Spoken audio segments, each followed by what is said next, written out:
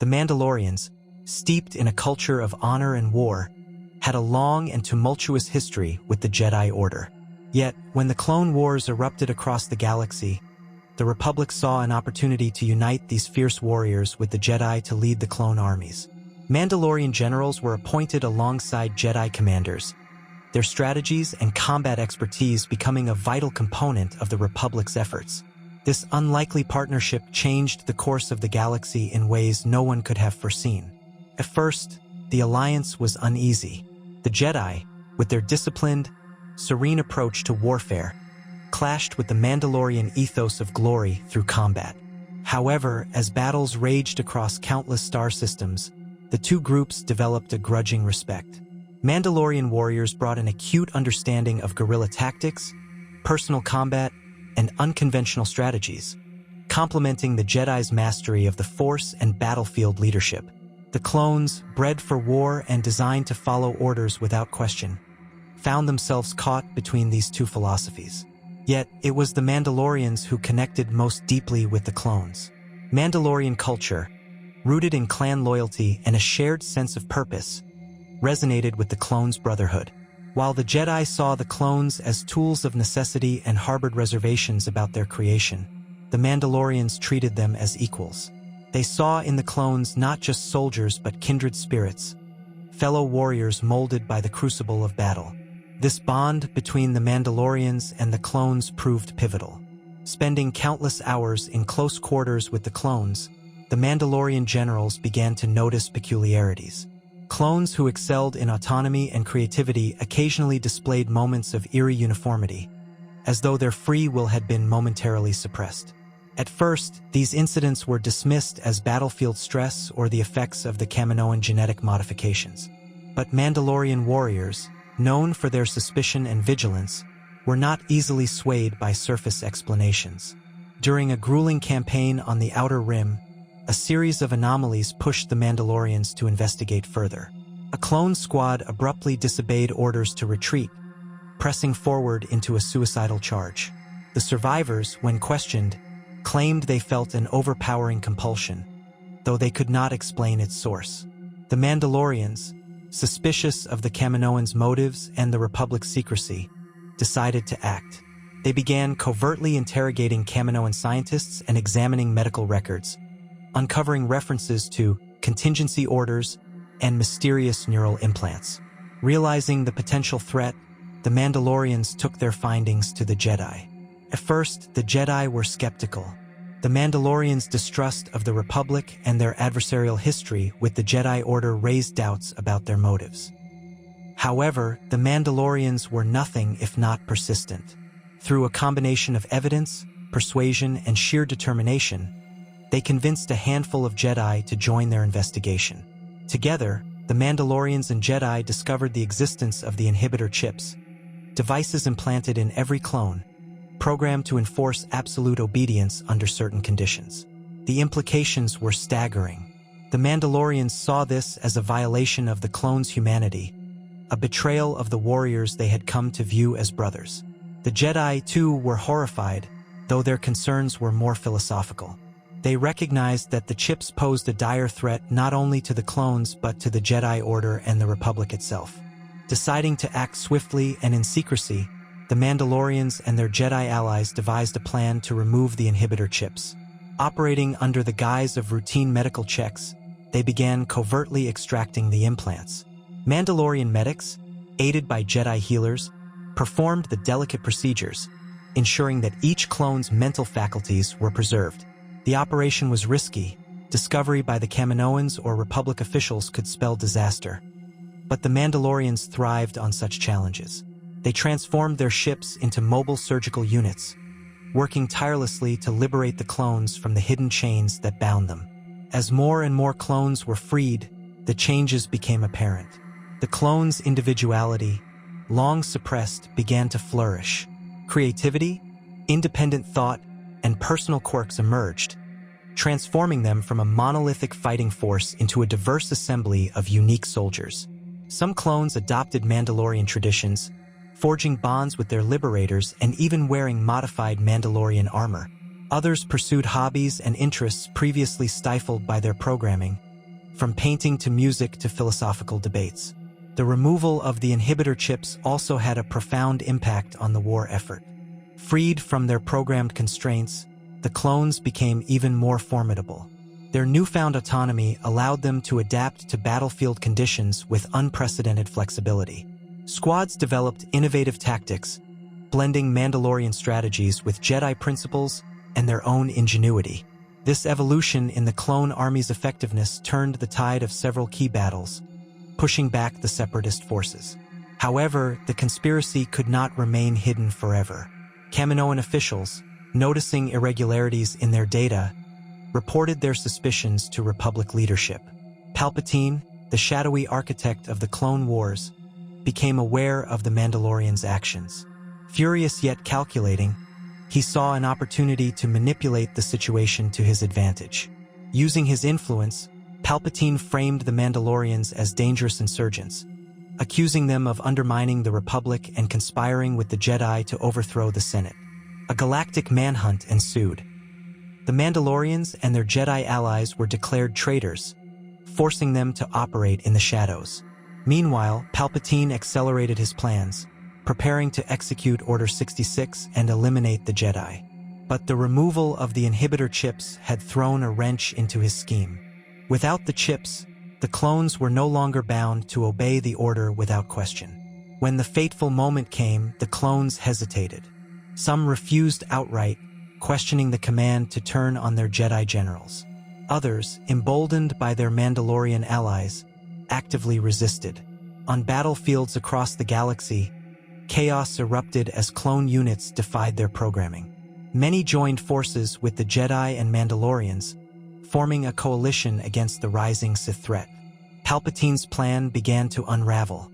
The lack of a unified clone army weakened his hold on the galaxy, forcing him to rely more heavily on his new apprentice, Darth Vader, and hastily conscripted forces. Meanwhile, the Mandalorians and their allies worked tirelessly to expose the truth about the Sith's manipulation of the Republic. As the war entered a new phase, the galaxy found itself on the brink of a different kind of conflict. One defined not by the machinations of the Sith, but by the struggle of free beings to reclaim their destiny. The alliance between the Mandalorians, Jedi, and clones became a beacon of hope. Despite their differences, these groups proved that unity could overcome even the darkest of conspiracies. For the clones, the removal of their inhibitor chips was not just a liberation from control but a reclamation of their humanity. And for the galaxy, it was a reminder that even in the face of immense power, the actions of a few could change the course of history. The Republic was forever changed, its people learning to look beyond the shadows of control and deception. The clones, free at last, became a symbol of resilience and the enduring spirit of freedom. With the galaxy plunged into uncertainty, the fractured remnants of the Republic became a patchwork of alliances and rivalries. The Mandalorians, Jedi, and liberated clones solidified their coalition, creating a unified front against Palpatine and his Sith machinations. While the newly independent clones adapted to life free from the constraints of the inhibitor chips, they also had to contend with their role in a galaxy still grappling with the aftermath of war. For the Mandalorians, this new phase was an opportunity to cement their values. They saw themselves as protectors of the clones' newfound individuality, teaching them the tenets of Mandalorian culture. Clones who had once known only regimentation and hierarchy began to embrace the concept of choice. Some chose to join Mandalorian clans, forging bonds of loyalty through shared ideals and adopting Mandalorian armor marked with their own creative flair. Others sought lives of peace, determined to move beyond the violence that had defined their existence. The Jedi, though deeply wounded by the betrayal of Order 66 and the subsequent Sith propaganda campaign, found strength in their unexpected allies. No longer isolated in their lofty towers on Coruscant, the surviving Jedi embraced a more grounded existence. They worked side by side with the Mandalorians and clones, rebuilding trust and learning from one another. The Jedi's philosophy of balance and mindfulness complemented the Mandalorian emphasis on action and responsibility, fostering a synthesis of ideas that shaped the coalition's strategy. This unity proved critical as Palpatine unleashed his remaining forces. Without the complete loyalty of the clone army, the Emperor turned to droids, mercenaries, and conscripted soldiers to maintain his grip on the galaxy. Darth Vader led these forces with ruthless efficiency, his presence alone enough to inspire fear among the Coalition's ranks. However, the liberated clones, alongside their Jedi and Mandalorian allies, knew how to counter the tactics of the Sith-led Imperial forces. Every battle became a testament to their adaptability and determination. The rebellion spread. Inspired by the defiance of the Coalition, planets under Imperial control began to resist. The Mandalorians played a key role in organizing these uprisings, teaching local militias how to fight against overwhelming odds. The Jedi, meanwhile, became symbols of hope, their lightsabers a rallying point for those who refused to bow to tyranny. The clones, with their deep understanding of military strategy, became leaders in their own right, showing the galaxy that they were not mere tools but individuals capable of shaping their destiny. Amid the chaos, the Coalition focused on exposing the truth.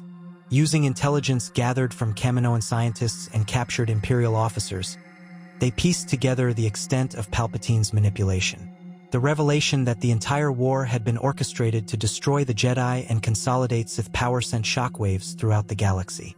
The Republic's citizens, many of whom had already grown disillusioned with Imperial rule, began to question the legitimacy of the Empire.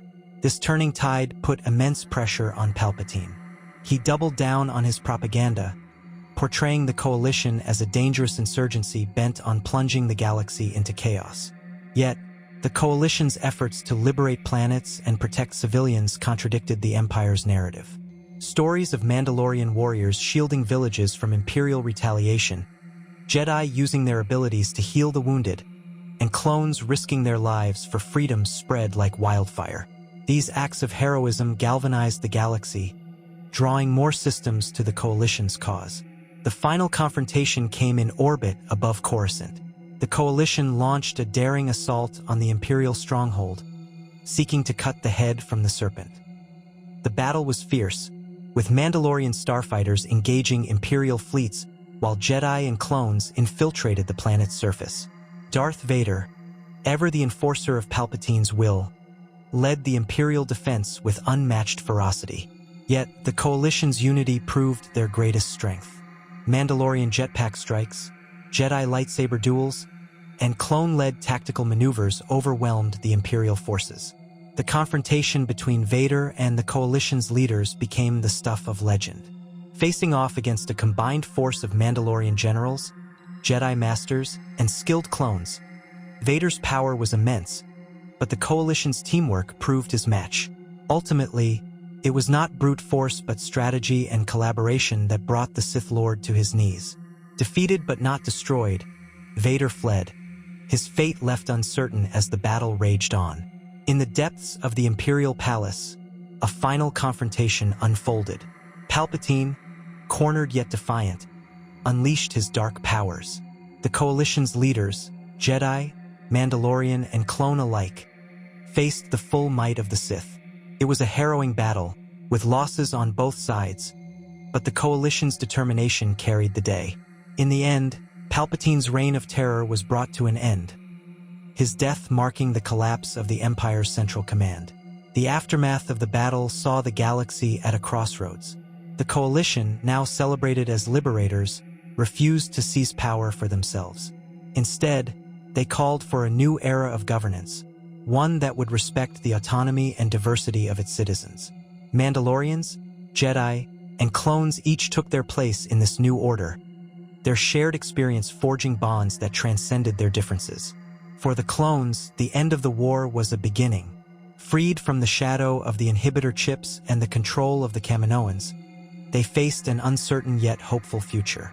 Some became leaders in the new galactic government, using their experience to ensure that no group would ever again be exploited as they had been.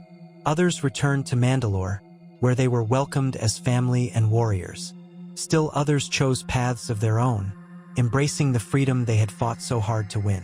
The Mandalorians, too, found their place in the new galaxy.